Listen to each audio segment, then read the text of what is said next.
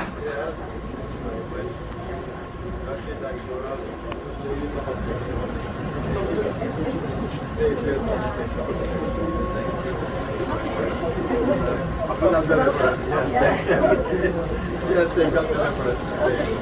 you. Good evening. Ladies and gentlemen, the President of the Republic of Suriname, President, His Excellency Chan Santokhi.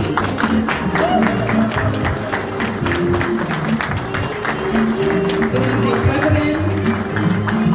May I please ask you to stay and stand? We're going to sing the national anthem of the Republic of Suriname. Mr. Fullington will do us the honor tonight. Thank you.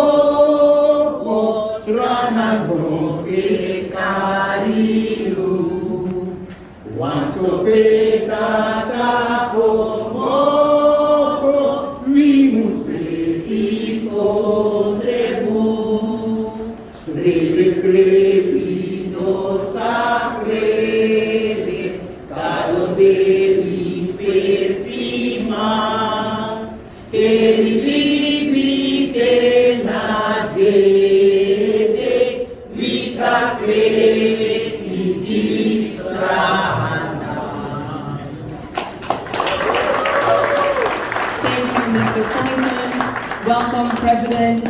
In ons midden, ik ga een beetje in Engels en Nederlands gaan, so I apologize ahead of time. Please take a seat.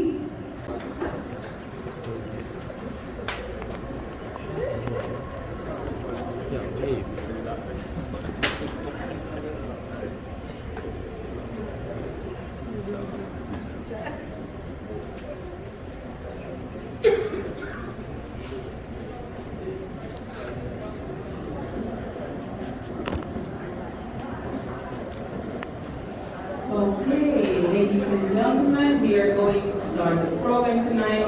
At this time, I would like to ask Mr. Mahabir to make the opening remarks.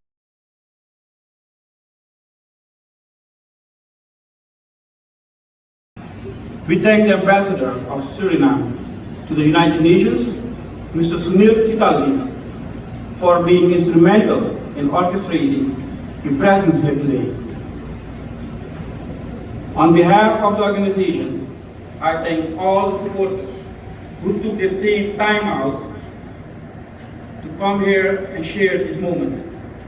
This highlights the willingness of the Suriname Diaspora community to support Suriname on a social, economic level.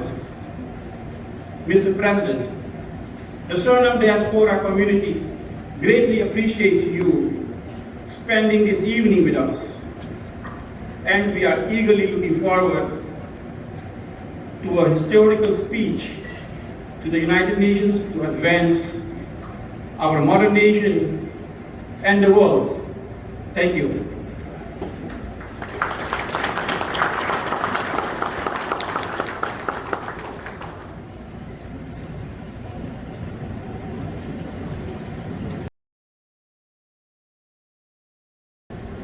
Good evening, all of you. Good evening. Sir Namang, Paude. I go. Welcome. And let me also present my apology for the First Lady cannot be present at this moment because of another function, and also the Minister of Foreign Affairs, Mr. Lim. He has also other functions at this moment. But I'm here. I'm here. And let me express my sincere gratitude for you all. That you take your time today, come over, and to listen to the President of Suriname. Let me express also my sincere thanks to all the people who have organized this event. And yes, I'm here in New York, tight program in Washington, D.C.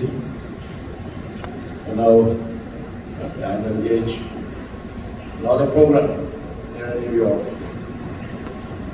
It's very important when you're President of the United States as President of Suriname that you should communicate with your people. And you couldn't do that in Washington because the schedule was too tight. But I'm very pleased that you have managed to organize it here in New York. Thank you very much.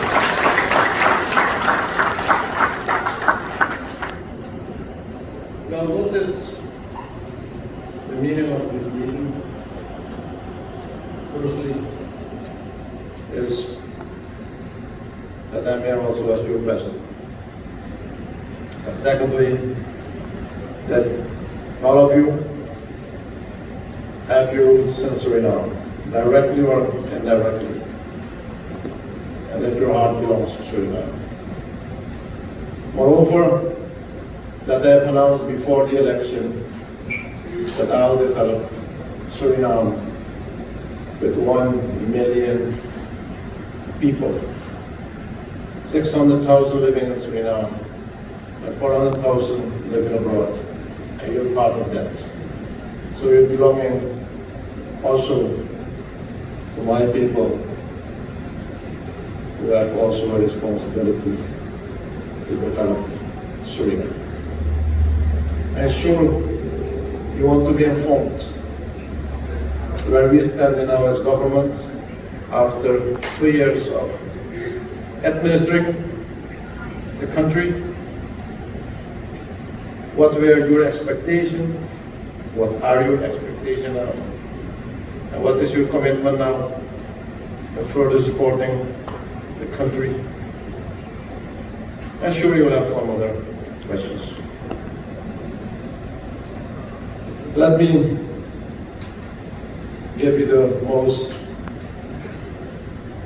topical information, current information, where we're standing as country, as nation, as government after 2 years of Santokhi administration.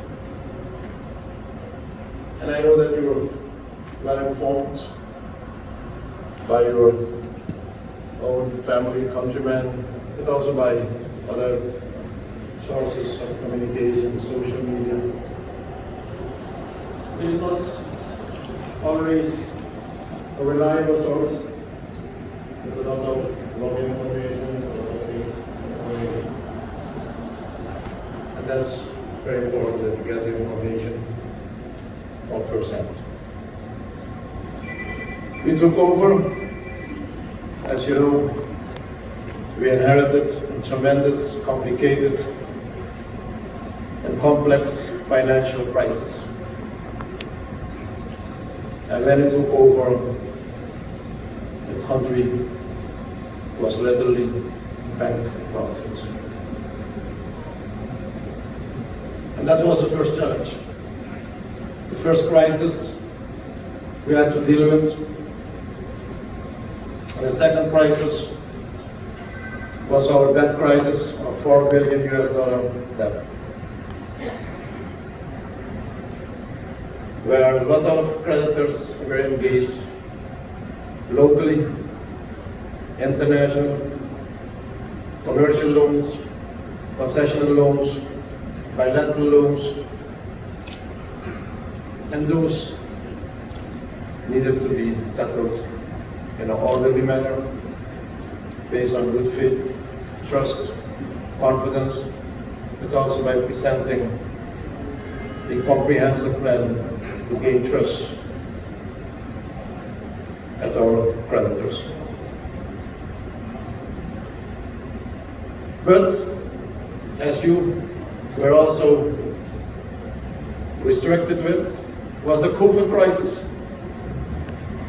where we entered our administration and you had to control that also, which is reasonable under control.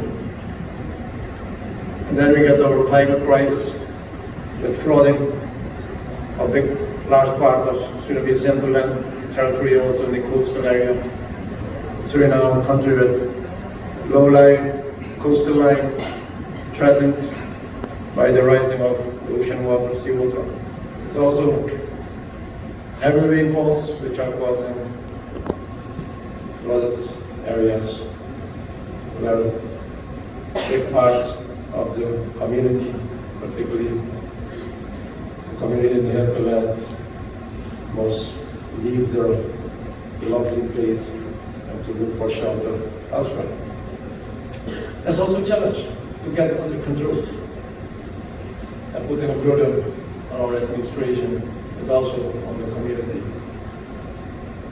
And finally, the crisis we are facing recently, that's the crisis coming from the war in Ukraine, which is causing a lot of negative impact. The consumer prices, import inflation, huge increase of oil and gas prices. You're facing that every day too. But imagine what that means for a small economy country, where people are facing already with so many other crises, that this crisis is coming also and create a burden for us as government, but also for the people. And I'm telling you this because this is the reality, and that is what we have to face as government, controlling the crisis before you can go to the next step. And getting all these crises under control, we started particularly to control the financial crisis and the debt crisis with negotiations with our friendly nations, with the international financial organizations, with the IMF also. And yes, after 2 years, I can inform you and can announce that we have our financial crisis fully under control.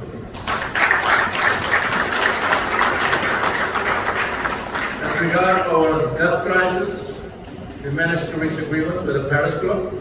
Those are the Western nations, all of them under the umbrella of Paris Club. We reached agreements and we reached settlement about the debt restructuring, and we don't have any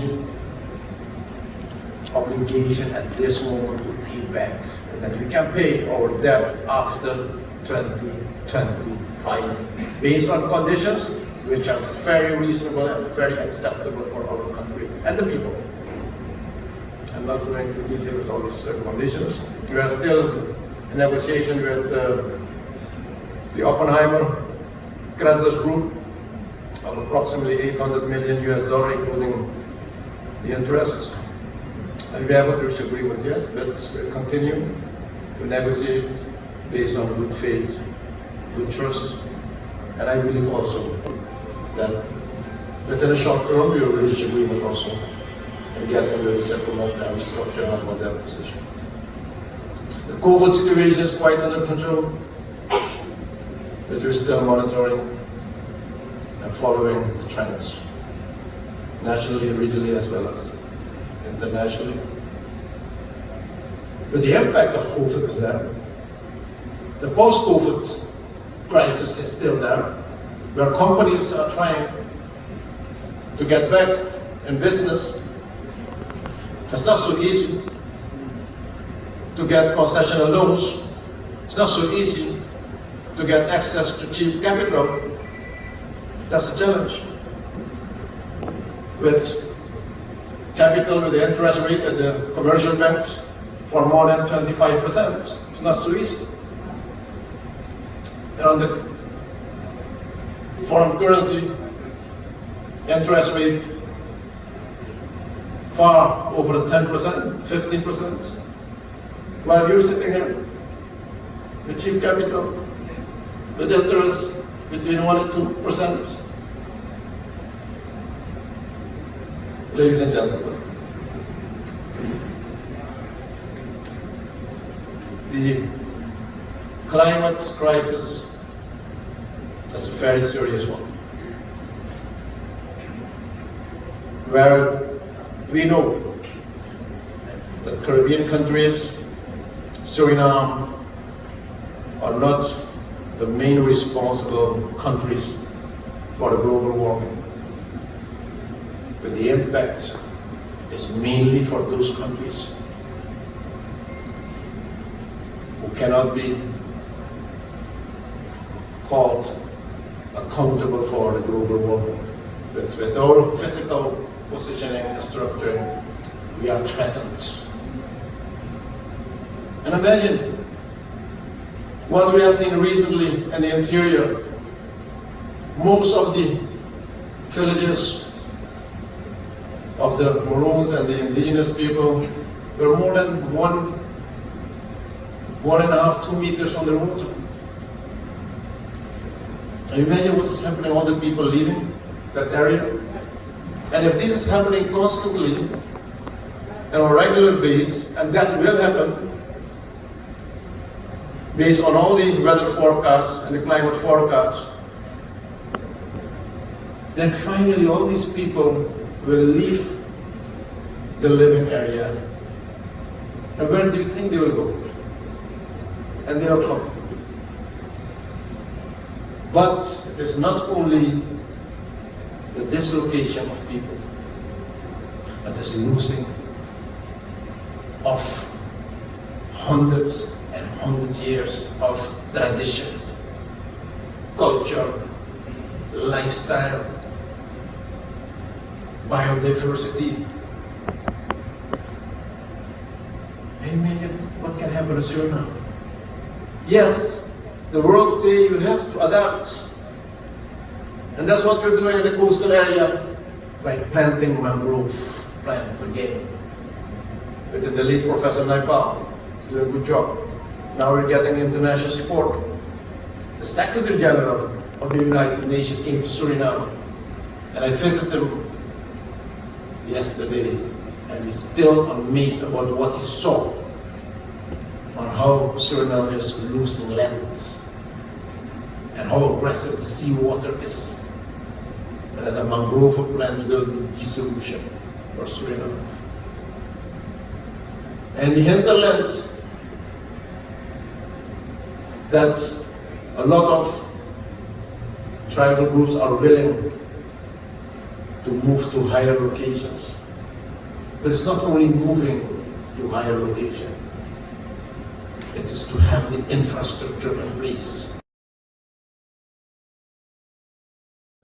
That forest, Amazon forest, what we have, Suriname is a high forested country with 93 coverage, with pristine forest, delivering the carbon, the oxygen towards the world, also for you.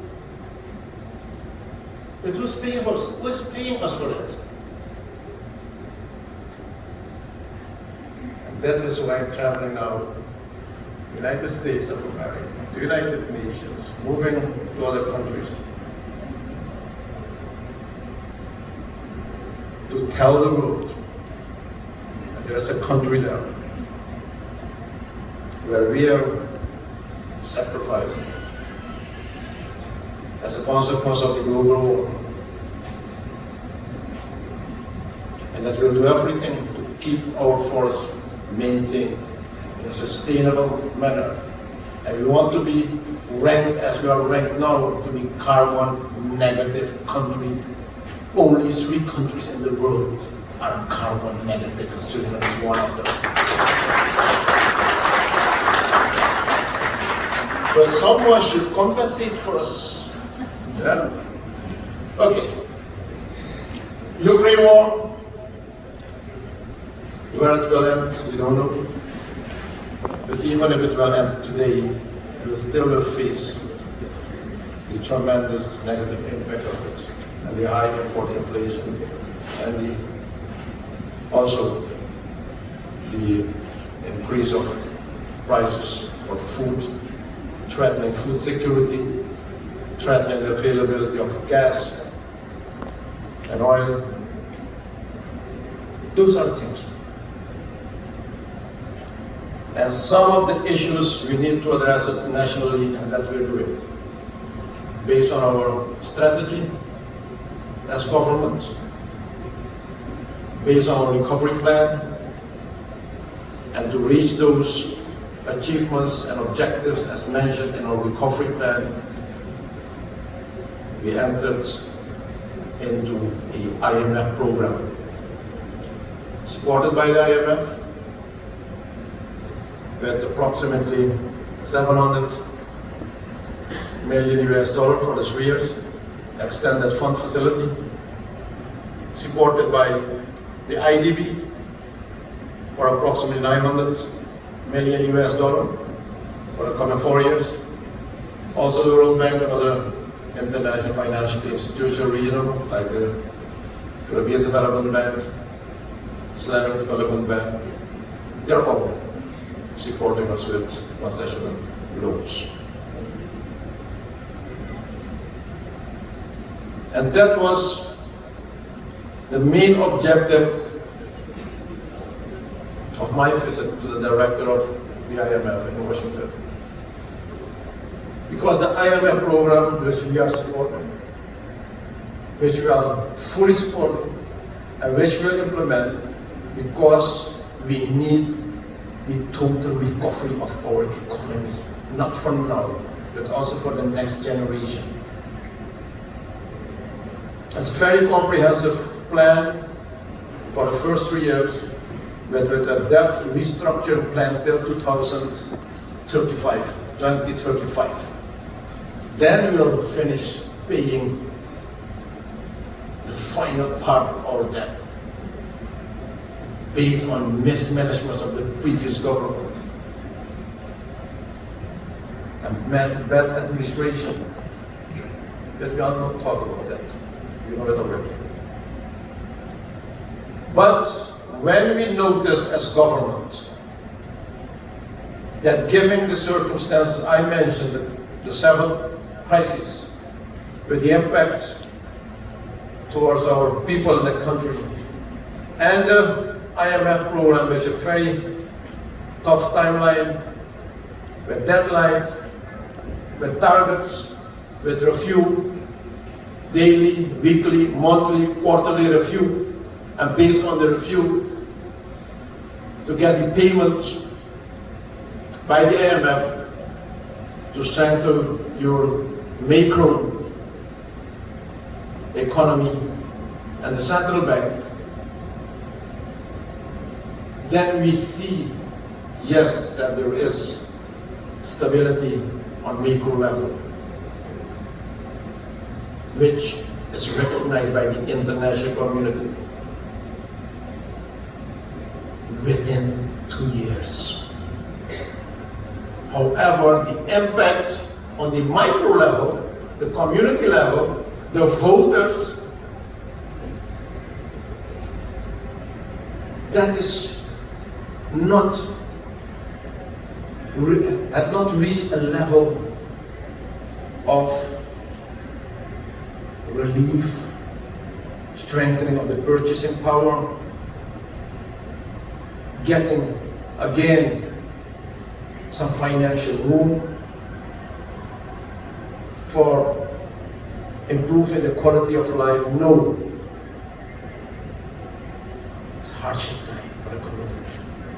It's tough time for the community. That is my responsibility, to bring relief. macroeconomic development, perfect, we need that. International cooperation, perfect, we need that. To gain back your trust and confidence in the international community, yes, we need that. To have strong communication, cooperation with friendly nations, yes, we need that. Support from international financial institutions, yes, we need that. But we need to protect our people, and that is my responsibility. And that was my message to the IMF.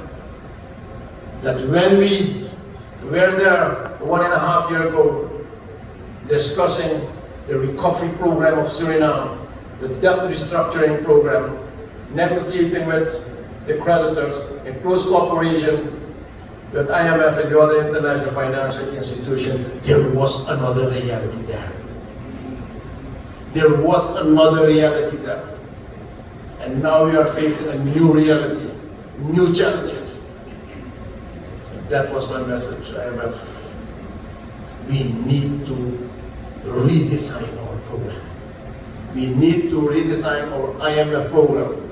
We need to have more flexibility in the timeline and the targets, the conditions, and based on our information and explanation, the director of IMF was fully convinced, and she agreed immediately, yes, IMF will support you in the redesigning of the program. And my technical staff started already with the technical staff of the IMF to come with a more realistic program with more flexibility, which should fit in the country's reality. That will give us more room to bring relief in the community towards our citizens. Thereafter, we had a meeting with IDB, and IDB is also supporting this view, and they will come also with their amended program towards Suriname, particularly in the area of social safety program, but also with more funding for the subject subsidy to protect our people. And I ask IMF as well as IDB to give me also the support and technical assistance how to bring affordable food to the community. And those things will be also included in the new redesigned program towards Suriname. Yes, I went also to the government of the United States, had a meeting with Vice President Kamala Harris, more in the capacity of chairman of CARICOM, where we made good agreements, arrangements, and approved program in the area of food security, energy security, and also the finance. We had a bilateral meeting with the Secretary of State, Mr. Blinken, about the bilateral relationship between Suriname and the United States. And we made arrangements in several areas where we improve the cooperation, several areas where we deepen the cooperation, also identify new areas of cooperation to expand the cooperation. And there you can play also part in making the new arrangements between Suriname and the United States, also supported by your activities, on which I will elaborate further.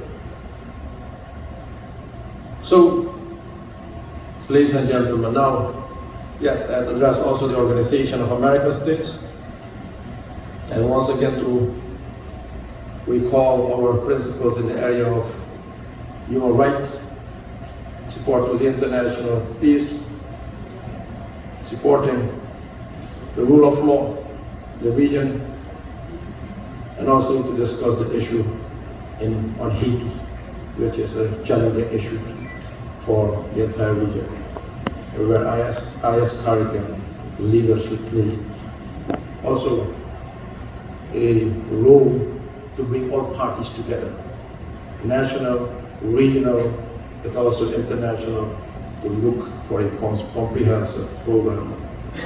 And those things are on the agenda also here in New York. So now I'm here at the first meeting yesterday with SG. Today I addressed the United Nations on the topic of transformation of education, particularly the post-COVID period, but also giving the new challenges. You cannot continue with your education system based on business as usual. There are new challenges, but there are also new developments which are calling for action now to safeguard the future. For example, my country, your country, Suriname, and also Guyana, with a lot of discoveries in the area of oil and gas. And that will be the future, not only for the region, for the world. That will be the region, the countries with oil and gas. Then you have to invest today in your young people and getting them acquainted on those type of development, but also making right choices in education. And where we as government should amend and adjust also our education program and to direct young people, students towards the technical direction. Oil and gas, agriculture for food security, tourism, new challenges, because education is instrumental for your future development. And that was my message today. Yes, tomorrow we have a top program. We have 4 meetings. Canada also issue on Haiti. We have also topics we have to discuss with international organizations. Wednesday, I will deliver my speech to the United Nations. Thereafter, I have also 4 meetings. Thursday, I have a lot of meetings. Friday, going back home. Because Washington program, New York program, the top agenda, but there's another tougher agenda, that's the agenda back home. As a result of all these meetings, but also with the result of this meeting this evening,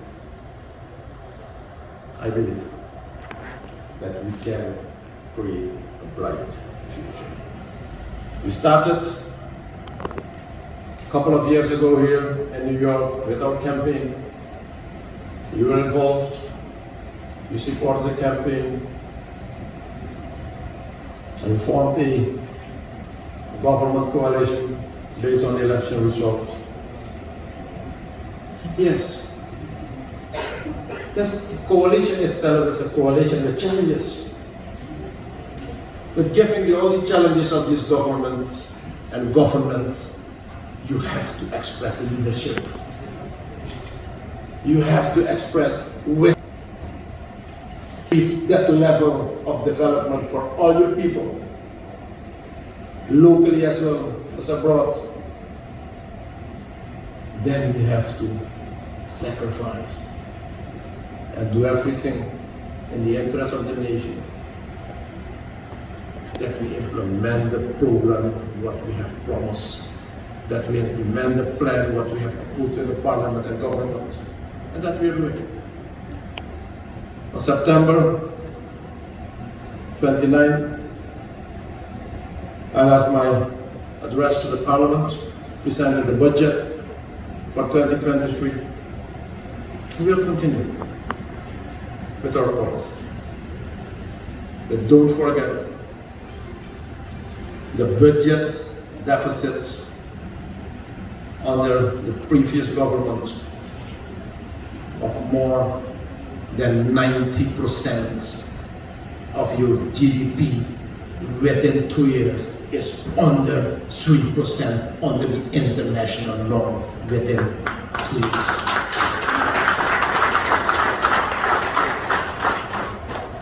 Based on your trade limit policy. On the other side, we have economic growth. On the previous administration of -8% economic growth, -8%. And now within 2 years, as projected by IMF and as projected by the World Bank, this year we will have a positive economic growth of 1.5% within 2 years. But sure, those are macroeconomic parameters. Whether you people, your family, your friends there, I know they're complaining every day. They live with the reality of every day, with their own parameters, and that is what I have in my purse. What's the price of food in the supermarket? What's the price of oil? And what is the price of so many other things? Yes, this is what we have to achieve for the coming 3 years.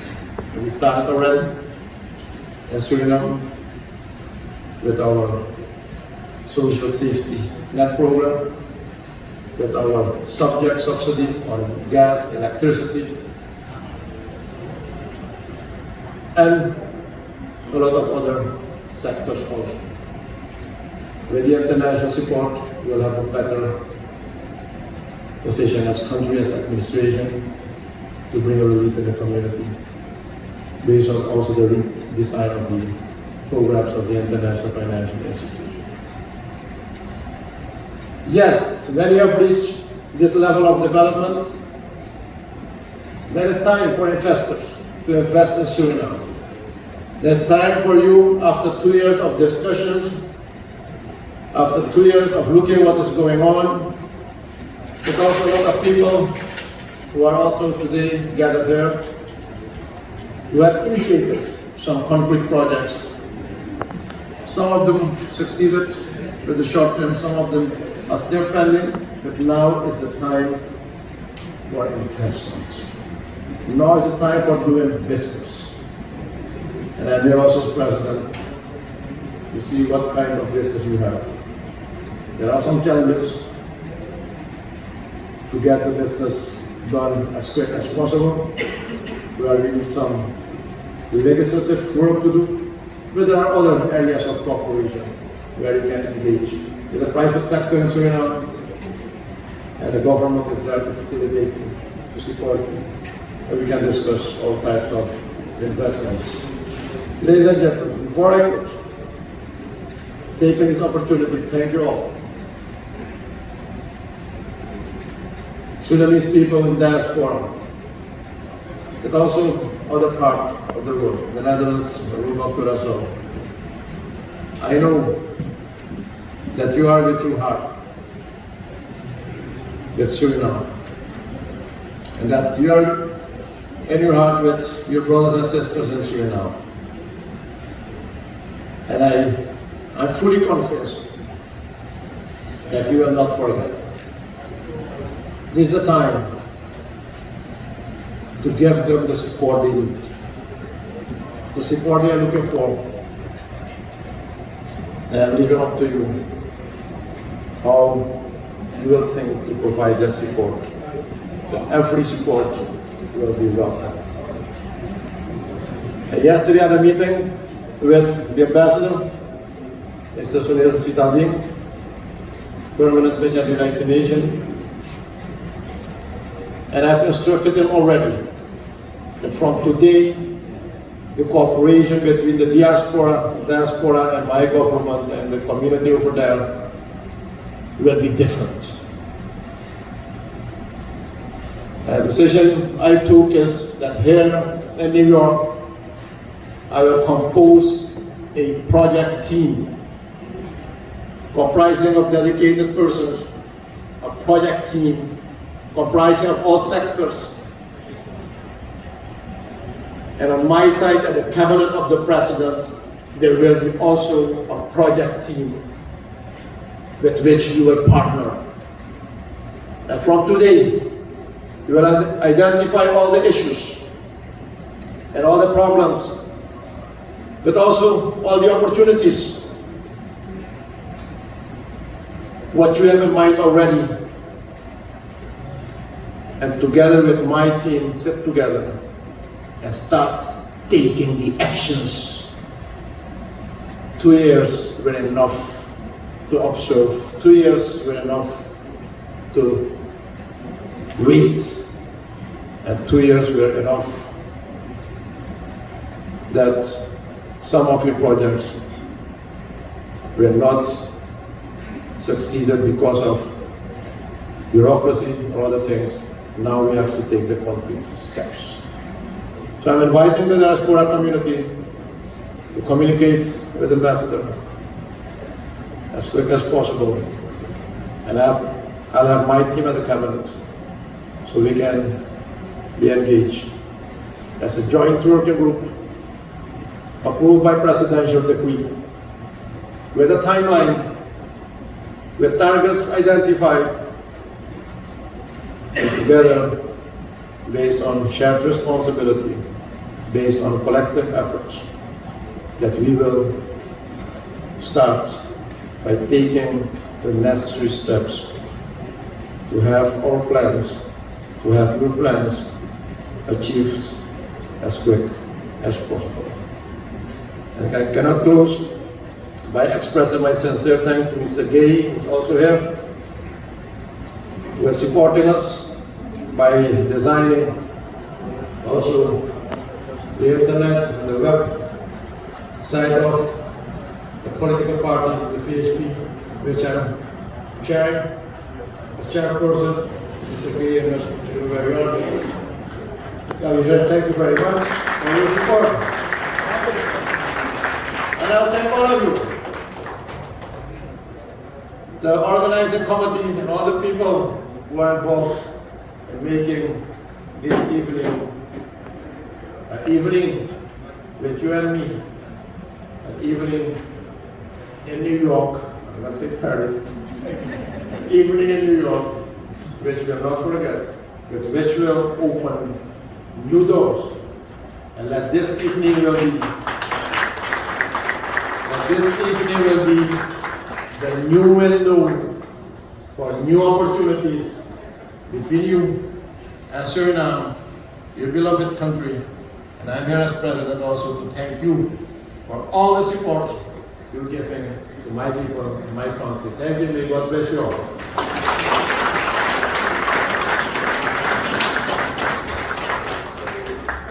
Thank you so much for being here. Thank you, Mr. President. Thank you, Mr. Singham, Ambassador to the UN, and his lovely wife, and all honorary guests.